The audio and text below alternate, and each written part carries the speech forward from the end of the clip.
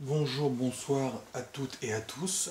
Merci de visionner cette courte vidéo pour vous présenter une méthode HTML4, principalement pour le navigateur Internet Explorer de Microsoft à partir de la version 6. Donc en bas à droite, on a le gestionnaire de tâches pour voir les ressources processeurs sollicitées. Et on vérifie qu'on a un vieux coucou, donc un Celeron D sous Windows XP version 2002. Alors, on lance Internet Explorer, pardon, Chrome. Alors, on a créé une méthode JavaScript qui utilise la fonction setIntervalle paramétrée avec la valeur 1 correspondant à 1 milliseconde. Donc, on appelle une fonction théoriquement toutes les 1 milliseconde, donc 1000 fois par seconde pour le rafraîchissement. Et on déplace verticalement d'un pixel le logo Inlis. En réalité, c'est beaucoup plus lent que 1000 fois par seconde, mais sous Chrome, ça reste rapide. Là, la hauteur de l'écran fait à peu près 1050 pixels. Alors, on regarde. Alors, la méthode HTML4 pour Internet Explorer 6, effectivement, sous Chrome, sert à rien et sous Firefox non plus. Là, c'est juste pour voir la version 7 intervalle. Donc on s'aperçoit que sous Firefox, c'est plus lent que Chrome. Par contre, on voit bien que 100% des ressources processeurs sont utilisées. Donc si on exécute la fonction avec Firefox, mais avec une machine plus puissante, ça permettra d'avoir plus de rapidité, ce qu'on va pouvoir vérifier. Et maintenant, avec Internet Explorer,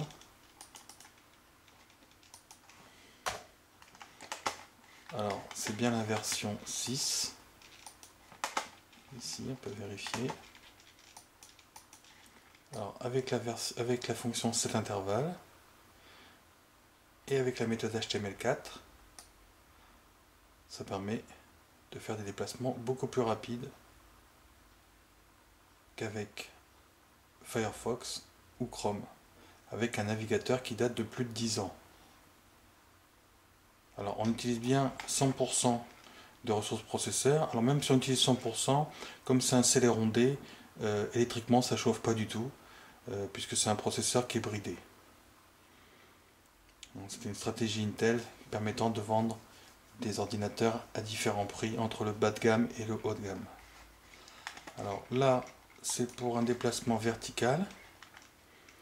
On va animer une goutte d'eau constituée de 40 images JPEG avec la méthode setIntervalle,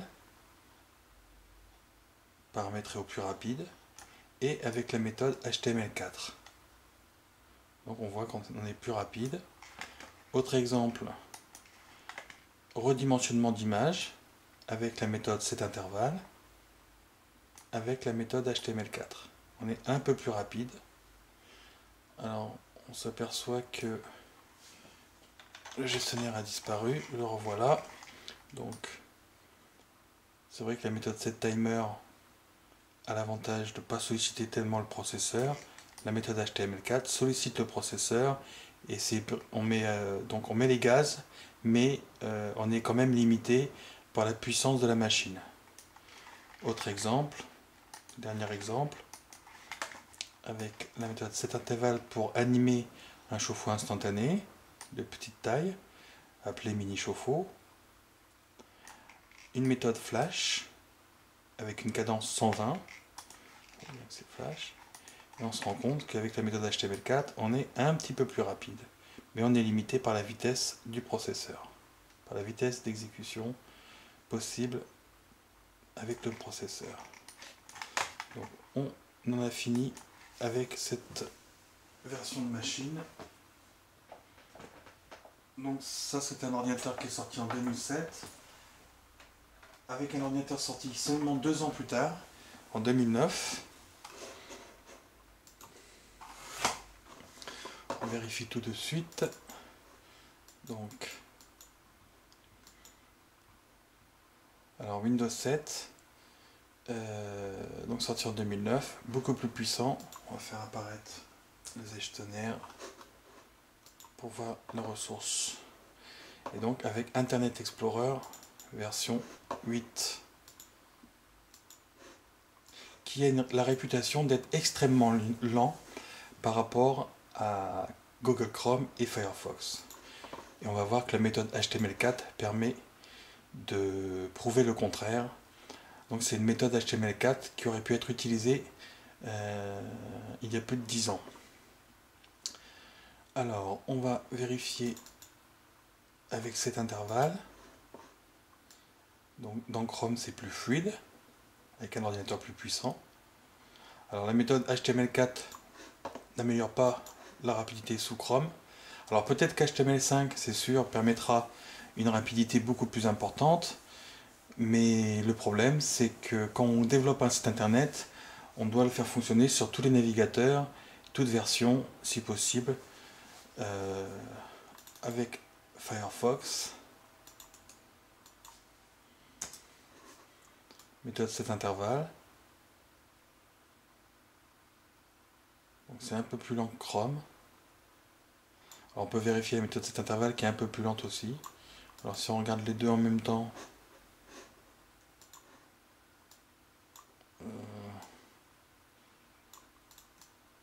c'est peut-être un, bref, enfin il n'y a pas d'intérêt tellement. Par contre, avec Internet Explorer, donc 8, je vous fais voir. Voilà. On se rend compte, donc là c'est très lent avec la méthode cet intervalle, mais avec la méthode HTML4, on se rend compte que c'est vraiment beaucoup plus rapide. Donc là c'est pour le déplacement vertical d'une image. On va faire le test pour l'animation d'une goutte d'eau arc-en-ciel constituée de 40 images JPEG, donc avec la méthode cet intervalle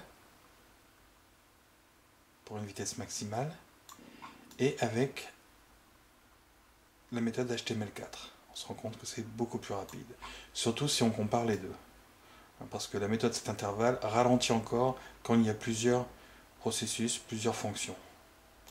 Alors on peut quand même vérifier quelque chose d'amusant, c'est que si on génère de cet intervalle plus une animation flash, donc ça c'est bien du flash, avec cet intervalle, on se rend compte que le microprocesseur, l'unité centrale, dort, 0% utilisé. Alors la carte graphique 3D, 3D accélérée, qui ont été mises sur le marché il y a plus de 20 ans, hiberne.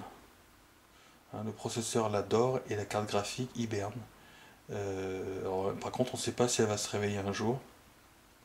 Toujours est-il que bon, c'est comme ça. Donc avec la méthode HTML4, ça permet quand même de solliciter le microprocesseur en voilà 12%. Alors, au niveau de le redimensionnement d'une image, donc là c'est avec la méthode cet intervalle, avec la méthode HTML4, malgré qu'on est sous Internet Explorer 8, qui a une réputation très lente au niveau de par rapport à Flash, par rapport à Chrome pardon, et Firefox, on se rend compte qu'avec cette méthode, au moins ça permet d'avoir plus de vitesse. Dernier exemple, cet intervalle avec une animation flash avec une cadence 120 maximale et avec HTML4, là on voit qu'on est beaucoup plus rapide. Et pourtant on est bien sur Internet Explorer 8.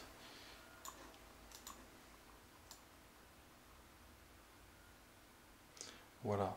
Donc j'étais très surpris hier de voir le doodle de Google proposant donc une petite animation d'un petit monsieur animé arrosant des plantes puis sa tête.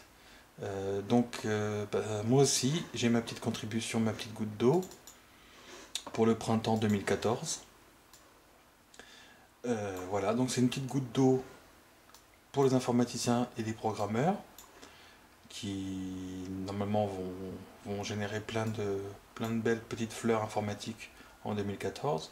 Donc c'est une goutte d'eau donc générée avec le logiciel Flash qui fait 2,91 kilo-octets. Voilà, donc c'est une goutte d'eau qui fonctionne dans tous les formats, du plus petit au plus grand, avec le logo Inlis à l'intérieur. Donc comme le logo avait été créé avec Flash, donc ça a mis moins de 10 minutes, le temps de faire différents tests de couleurs, etc., d'effets. Donc ça a mis moins de 10 minutes pour réaliser cette petite goutte d'eau qui fait 2,91 kilo-octets, qui fonctionne dans toutes les résolutions, donc qui va, par sa taille, limiter la consommation de bande passante, que ce soit sur les réseaux internet, wifi, téléphonie, etc. Voilà, donc est-ce qu'on peut faire en HTML5 qui, selon certaines rumeurs, sera opérationnel en 2022?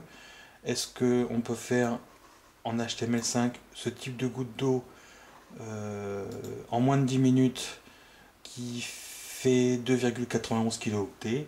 Alors je sais que Flash génère de l'HTML5, mais j'espère que Flash va reprendre sa place au niveau du développement informatique, car il ne permet pas de faire uniquement des... Bon, il est un peu tard là, ou un peu tôt. Voilà, donc j'espère que les informaticiens vont recevoir cette petite goutte d'eau qui avait été développée dans le cadre du site minichauffe-eau.com. Alors, elle est là en bas à droite sous format GIF, GIF animé.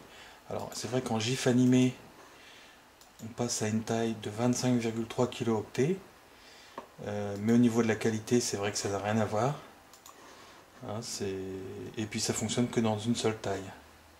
Alors, la goutte d'eau de tout à l'heure était constituée de 40 images JPEG, donc totalisant 147 kilo-octets. Donc beaucoup plus gros, et que ce soit JPEG ou GIF, on est bien sûr limité à un seul format. Alors que... Il ne veut pas se lancer. Alors que la goutte d'eau, elle, voilà, on est en local, ça génère plein de fenêtres de protection, mais 2,91 kilo-octets, c'est ma petite goutte d'eau, toujours d'actualité.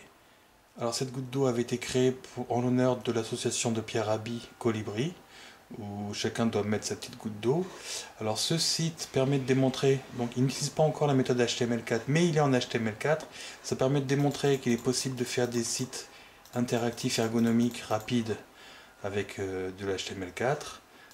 Là par exemple ça permet d'avoir différents débits pour des températures constantes. Enfin bon, ça c'est faut utiliser le site. Donc version connecteur, robinet plastique blanc métal chrome. Alors il y a une animation flash, donc ça permet de voir l'interdépendance des départements avec les régions.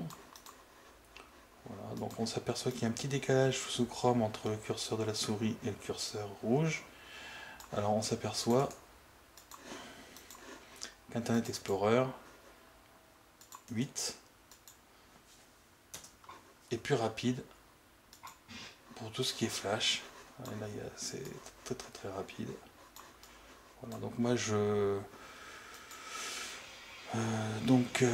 Google, Android, Mac, Apple, les tablettes, etc., iPhone, iPad, boycott Flash pour des problèmes de sécurité, etc. Moi je trouve que Flash c'est un super logiciel qui fonctionne depuis plus de 10 ans, et par rapport à l'HTML5 qui doit être fonctionnel en 2022, sachant que bon, même si on veut faire bouger quelques petites animations dans un écran, on n'est pas obligé de se transformer en programmeur 3D temps réel. Dernière petite chose, si vous voulez donc recevoir la méthode HTML4 pour accélérer, booster la vitesse des navigateurs Internet Explorer, n'hésitez pas à faire un petit don. Je pense qu'à un certain seuil, je vous enverrai la méthode. Hein. Voilà, donc le slogan d'Inlis est basé sur la citation "Une image vaut", enfin depuis 2009, on véhicule le slogan à droite, basé d'abord sur une image vaut 1000 mots, citation attribuée à Confucius environ 500 ans avant Jésus-Christ. Et le slogan d'Inglis, c'est un multimédia interactif communicant vaut 1 milliard d'images. Chaque mot vaut un coef 1000. Donc, si un multimédia interactif communicant vaut 1 milliard d'images, cela veut dire aussi qu'un multimédia interactif communicant vaut 1000 milliards de mots. Donc, ça c'est la théorie. Alors j'espère qu'en pratique, ça sera vrai un jour, surtout dans les navigateurs internet. À bientôt.